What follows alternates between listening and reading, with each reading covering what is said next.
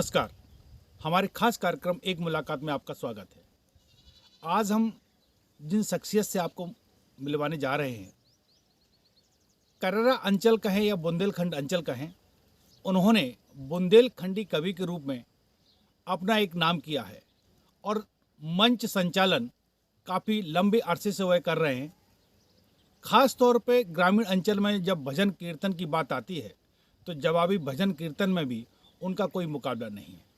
तो हमारे साथ मिलिए कर्रा अंचल के बुंदेलखंडी कवि शिवदयाल यादव, जिनको कि प्यार से लोग भगत जी भी बुलाते हैं। तो कविताओं के क्षेत्र में जो आपका पदार्पण हुआ, उसकी शुरुआत कैसे हुई? देखिए श्रीमान जी, पहले तो हमारे पिताजी इसका शौक रखते थे, तो पहले गुरु माता पिता होते हैं, उनसे मैंने प्रेरणा ली।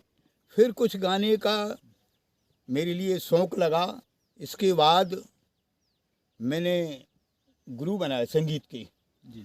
उनने कहा, मैं पढ़ा तो वैसे कम था, हाँ। लेकिन उन्होंने कहा कि यदि लिखना है बेटा तो लिखने का तरीका ये होता है। तो मैंने उनसे अपने गुरु द्वारा वो ये लिखने की प्रेरणा ली। वो लिखे। श्री रंगी तोमर मेरे गुरु थे। तो इसके बाद मेरे गुरु भाई राही साहब थे, रवि तिवारी, उनने मेरे लिए उनके सानिध्य में ये लिखना मैंने सीखा। जी। तो शुरुआत कहाँ से हुई? किस तरह की रचनाएं आपने लिखना शुरुआत की थी? चाचा थे, वो गाया करते थे, वहीं से मैंने ये प्रेरणा ली कि कविता ऐसी होती है, उससे मैंने लिखना शुरू कर दिया। फिर धीरे धीरे गया और कहीं आप जैसों का वो सानिध्य में सुना, संगीत में कीर्तन रची, इसलिए मैंने अपनी रचना शुरू सोम की करी, वो गाना शुरू कर दिया। रचना बहुत तरह की होती है, अगर बात करें तो छंद है, सवैया है, सोरठा है, दोहा है, कविताएं हैं। हाँ। तो जब शुरुआत आपने लिखने की है, हाँ। तो क्या ऐसी तुकांत कविता से शुरुआत की थी या दूसरे तरह की कविता लिखना चाहिए? नहीं साहब, मेरी कविता तुकांत ज़्यादा है। तुकांत में जो भजन होते हैं, कीर्तन में जैसे फिल्म वाले तर्ज गाते हैं कोई, उस पर हम अपना मर्ज बनाते हैं, उनकी बात छोड़ करके उसकी उसी तर्ज में अपने मर्ज गा करके गाते हैं, वो हुई। और ये जो छंद फागे सवैया, ये हमने थोड़ा थोड़ा सब में लिया।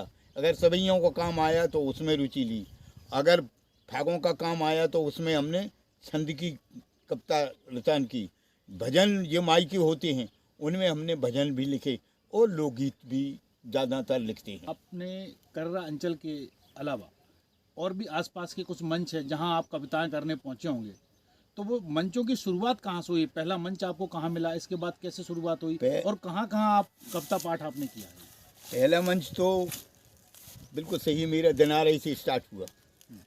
इसके बाद झांसी, जो हमारे गुरु छतरपुर जिला में टीला ग्राम है, तो मैं छतरपुर में भी इसको गाया और ज़्यादातर सभी जगह गाता रहा। उत्तर प्रदेश में चिरगाएँ हैं, कानपुर में भी हम अपनी जवाबी प्रोग्राम में गुरुजी के साथ गए और हमने लिखा और वहाँ भी गाया। आपने शिवपुरी रेडियो सिंगर पे भी मैंने कई बार कविताएँ कही हैं। आपके करहेरा में कवि सम्मेलन होता है, उसमें भी कविताएँ की, ये ऐसा कार्यक्रम चलता रहा। आपकी कोई शुरुआत की रचना हो या कोई ऐसी जो रचना काफ़ी चर्चित रही हो, उसकी कुछ पंक्तियां अपन दर्शकों को सुनवाएं? सुनाएं, आप कहें तो एक बुंदेली सुनाएं। बिल्कुल।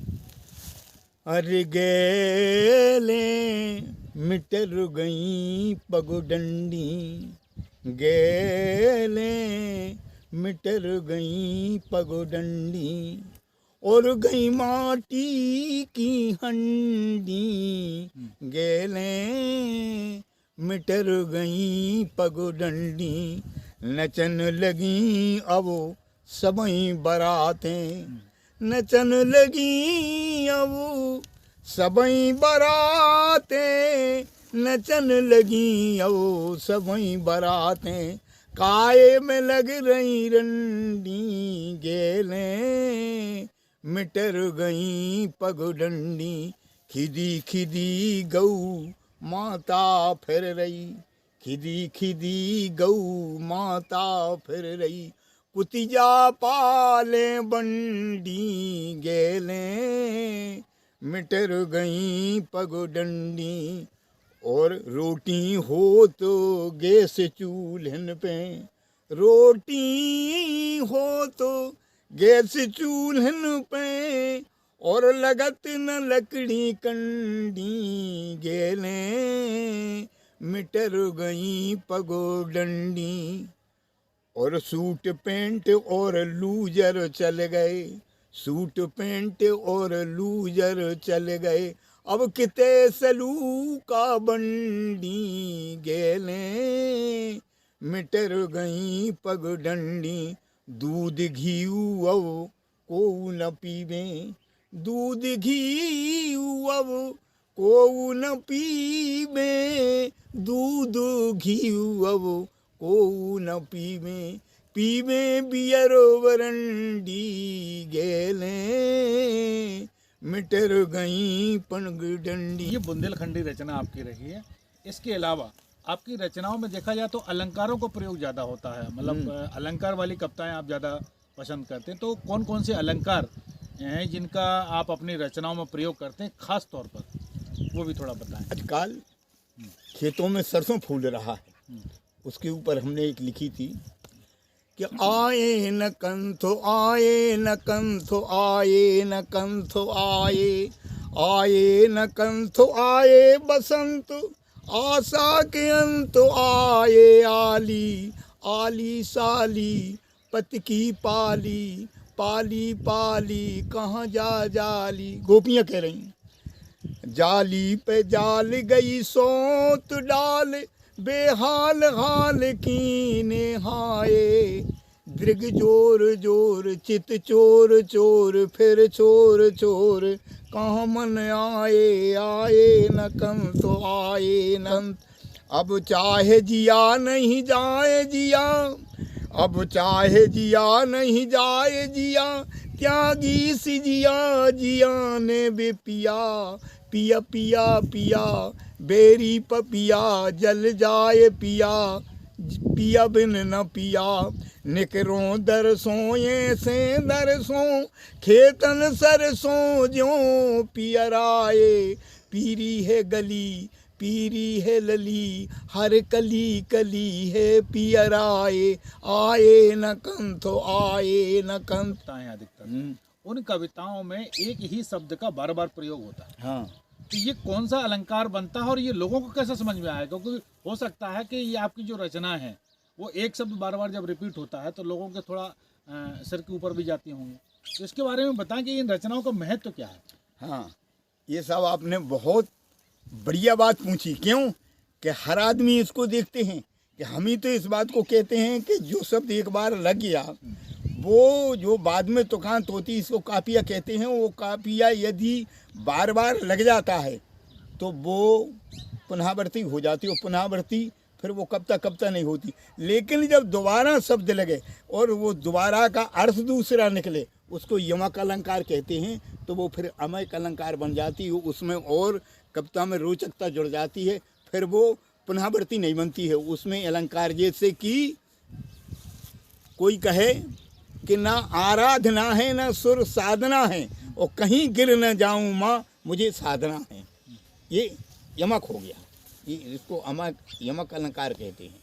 तो मतलब आपकी जो कविताएं हैं ये कहा जाए कि उनमें अधिकतर कविताओं में यमक अलंकार का प्रयोग करते हैं आप। यमक के अलावा कोई दूसरे अलंकार की रचनाएं भी आप करते हैं क्या? हाँ, वो कौन सी रचना है जिनको आप? वो सब जैसे अनपरास है, कर में कलम कमाल करती कलाकारों की, कर में कलम कमाल करती कलाकारों की, कथकथ कहानी कथत कलह के कटैया की, कवि की कविता करती है क्रांतिकारी कहानी। एक कलन में कछारन में कुंजन में कल करैया की, कभी न कहाऊँ किंतु कीर्तन का कार करूँ, कीजिए काज जे काली कमली के उड़ाइयाई, करना कर से करूँ करना, करना करना करना करना है पूरी कविता कविता की कथैया की। इसका भावार्थ भी थोड़ा बताएं दर्शकों को, क्योंकि हो सकता है दर्शकों को समझ में ना आए। नहीं, इसका ये है कि वैसे अनप्राइस कई तरीके की होती है। जो 3 बार शब्द जिसमें बार बार पहले लग जाए, हाँ, उसको अनपाइल कहते हैं। हाँ। और जो संपूर्ण शुरू से और आखिरी तक लगे तो वो एक अनपास पूर्ण अनपरास उसको होते लाटा अनपरास है, कई तरह की अनपरास है। तो ये पूर्ण शब्द है, ये तो ये एक अक्षर वाली अनपरास है, केवल काका प्रयोग उसमें किया गया है। अब इसके बाद सिंगा विलोचन भी कहते हैं, सिंगा विलोकन भी कहते हैं। उसमें ये है कि जो शब्द जहाँ से टूटे वो उसको दोबारा वहाँ से, जैसे लख 84 को भुगत भुगतत जौन अनेक, और अनेक जन्म धर धर मिली मिली जौन नर एक। एक दिन श्वास लगा जे झटका, और ये झटका में जीव अटका। अटका मन तेरा माया में, माया लिपट गई काया में, काया पापों की छाया में, छाया मद में, मद में इते बनो दीवाना बाना, बदलो रख परवाना बाना, चलेगा एक बहाना हाँ ना हद में। हद में अपनी कुछ भी कर ले, श्वासें दई जी गिन गिन के, और गिन गिन लिखी जात हैं पहले, समझो रात नहीं दिन के जब नहीं बनो ना अंधे, काके हो बाधिन बिन के, और बिन के को न संगे जे है सब लेखो होने जिनके, जिनके मील हजारन चल रहे, संग न जे है पटका, और पटका जाए नरक के अंदर, जीव फरेगा भटका, एक दिन श्वास लगा जे झटका। इसको सिंह विलोकन में कहते हैं। अब अधर ओंठ नहीं लगना चाहिए।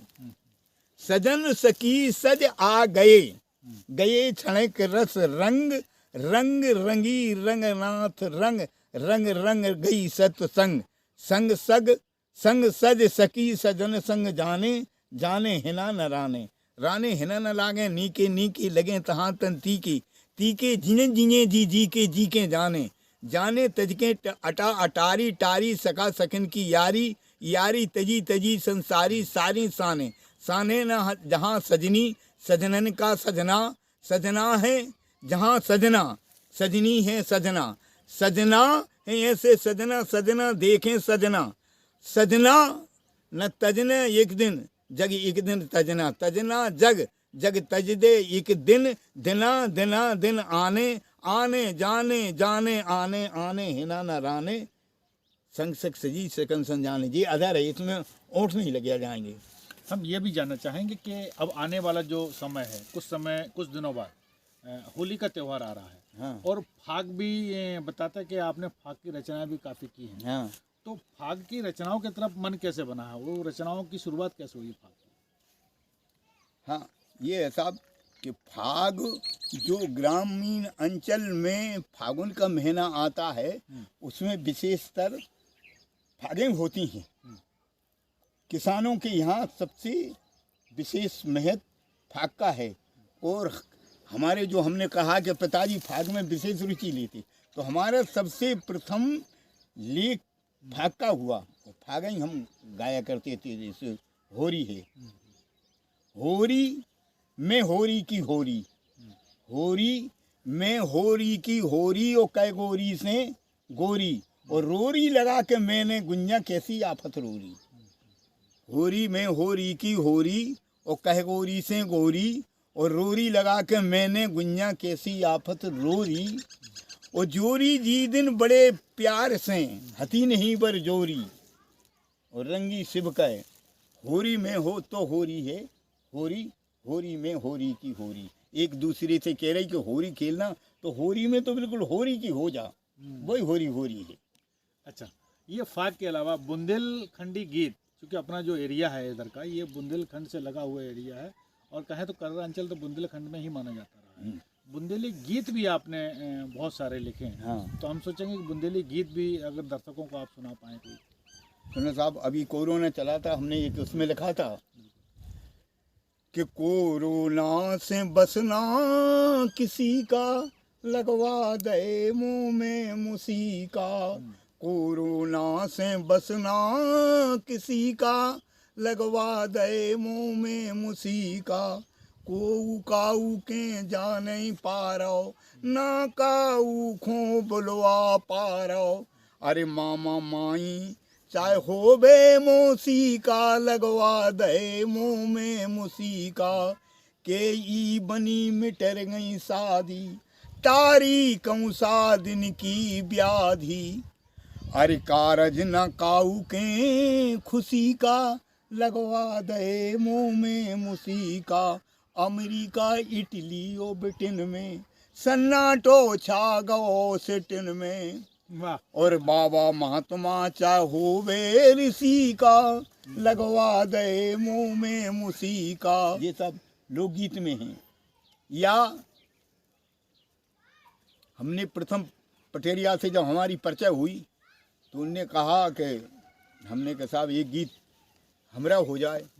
निकले आप लिखते हैं? हमने कही हाँ साहब। तो उनने हमने ठीक है साहब मैं कह दूंगा। तो उनने गाया किसान की लली खेत खरियान खो चली। हाँ, देसरा जी का काफी फेमस गाना रहा। हाँ, तो हमने कही एक हमारा भी है, हमारी लली कहाँ जा रही। अरे अंग्रेजों की सेना को ललकारो के चली और बन मर्दानी मर्दाने हथियार ले चली। मोर पंथ की लली बुतेगा धार के चली। अंग्रेजों ने सोचा झांसी है नारी की सत्ता और लक्ष्मीबाई करें कैद में दें पेंसिल भत्ता। डलहौजी की फूट नीति से फूट से झांसी जीता। ऐसे सताई लक्ष्मीबाई ज्यों रावण ने सीता। अरे बेहोकर और सरहूज खो फटकार के चली और बन मर्दानी मर्दाने हथियार ले चली। मोर पंथ की लली बुतेगा धार के चली। झांसी छोड़ कालपी पहुंची कालवरन कंकाली और गोरन की सेना खो गोरी केलासी कर डाली। जहाँ जहाँ पर पहुंची दुर्गा दुर्ग हो गए खाली।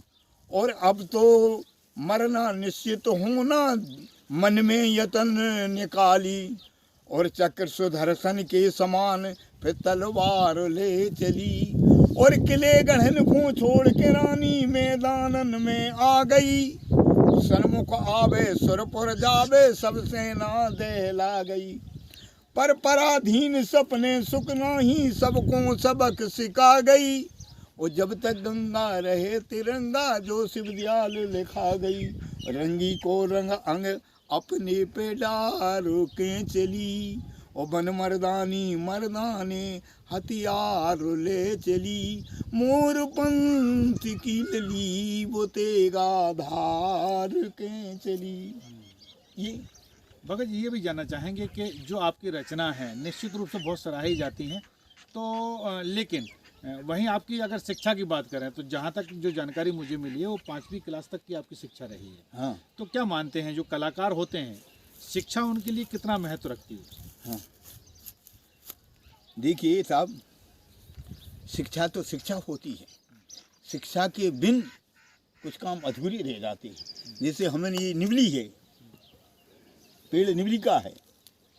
अब हम इसके पर्यायी शब्द यदि नहीं जानते हैं और निवली में तुकांत नहीं मिल रही और हम पढ़े लिखे नहीं हैं, वो नहीं है, तो इसमें कसर। तो हमारे दिल में ये प्रेरणा होती है कि यदि हम कहीं और आगे पढ़े हुए होते तो शायद देश में कहीं कहीं कविताएँ हमारी होती। लेकिन हमारे लिए जो हमारे गुरु की हो, हमारे गुरु भाई की प्रेरणा से हम एक जगह में गया, पढ़े लिखे बच्चा मिले मेरे लिए, बोले वो 2 पेन खोर्स हैं तुम्हें। बोले बब्बा 1 पेन से कम नहीं, चलो तुम 2 लगाए। हमने कहा हाँ कितने पढ़े? मैंने कहा बेटा आपसे तनके ज़्यादा पढ़े। बोले हमसे? हमने हाँ। अरे बोले कितने? हमने कह तो दे कितनी। बोले बताओ नहीं, हम BA में हैं। हमने कही ठीक। हमने आध और सा लिख दिया। हमने ये क्या है? बोले सा। हमने इसके आगे आप कुछ भी लिख लो, बोलो। तो मैंने स्काई लैब, स्त्री, स्कूटर तमाम लगी। मैंने कहा भैया मैं ई कहाँ है, तुम ई बोल रहे, इसको सा बोलो नहीं। अरे बोले बब्बा वहाँ में सा ई आ है बोला वहाँ। हमने कही नहीं नहीं है तो सा। बोले हाँ। बोले तुम बोल लो। हमने कही तुमसे ज़्यादा पढ़े हो गए तो बोल देंगे। बोले बोलो। तुमने कही सियाना, सियात, शार, ई तो नहीं आई। बोले बब्बा आप कान पकड़े। अब ने कहे तो हम गुरु से जो हमने पढ़ाई की है, हम पढ़ने के बाद हमारे पिताजी छोटे में बचपन में चले गए, भाई थे अकेले, किसानी में लग गए, इसलिए हमारी शिक्षा कम हुई। लेकिन हमें जो संगीत का शौक़ लगा तो उसमें हम अपने बच्चों से कहते हैं BA में हो, इंग्लिश में तो हम नहीं जानते, लेकिन हिंदी में आप BA MA हमारा कुछ नहीं बिगाड़ोगे। ये हमने पढ़ाई अपने सोमजी संगीत से की थी, ये है। संघर्ष भरा जीवन भी आपका रहा है, क्योंकि बताते हैं कि अल्प आयु में ही आपके माताजी पिताजी हाँ। दोनों शांत समाप्त हो गए थे, हाँ। समाप्त हो गए थे। तो वो दौर कैसे आपका गुजरा है, इसके बारे में थोड़ा बताएं। ऐसा है कि वैसे हमारा ये रहा कि माता पिता छोटे में चले गए, गांव में संघर्ष भी चला। जो हमारे बड़े भाई थे वो राजनीति में विशेष रुचि रखते थे, वो सरपंच हुए, पटेल हुए पहले, फिर इसके बाद वो सरपंच भी हुए, इसके बाद मैं भी सरपंच हुआ, इसके बाद हमारी भाभी भी सरपंच हुई, इसके बाद मैं पुनः सरपंच हुआ।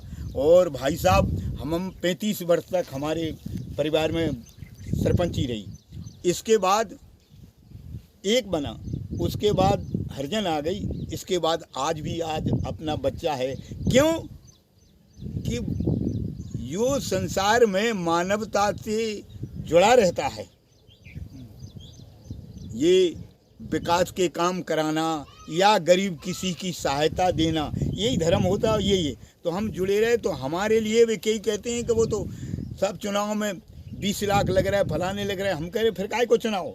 चुनाव तो ये है कि बिहार आपका है। हमारा बच्चा लड़ा था, उसने ये तय कर ली थी कि मैं पिताजी चुनाव लड़ूंगा, लेकिन आप वोट मांगने नहीं जाओगे। हमने कहा कह रहे, बोले नहीं, हमने भी क्या कमाया, आपके पुत्र ने। तो देखिए, पुत्र अपने बालक को बलवान बना देता है, खिला पका कर लिखा पढ़ा करके और गुणवान बना देता है। पुत्र अगर सपूत होता है तो अपना खानदान बना देता है, और पुत्र कपूत होता है तो घर का मैदान बना देता है। राजनीति के क्षेत्र में आप आए हैं, तो राजनीति में आने के लिए आपका कोई आदर्श रहा हो, कहीं से कोई प्रेरणा मिली हो, तो राजनीति में पदार्पण कैसे हुआ है? हाँ, ये तो हमने अपने भाई के साथ ही किए। हमारे भाई सरपंच तो रहे हैं, वैसे सांसद प्रतिनिधि रहे वो, और अबे मैं भी ब्लॉक अध्यक्ष था, कांग्रेस से ब्लॉक अध्यक्ष था। लेकिन हम सिंधिया जी के विशेष नज़दीक, उनके उस बारे में जब उन्हें दिया